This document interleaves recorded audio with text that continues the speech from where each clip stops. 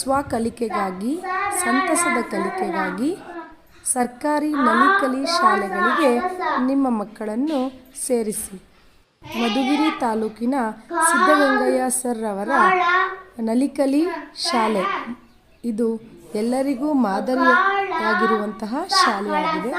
ಒಮ್ಮೆ ನೋಡೋಣ ಬನ್ನಿ, ಹಾಗೆ ಆ ಮಕ್ಕಳ ಕಲಿಕೆಯನ್ನು ಆಲಿಸೋಣ.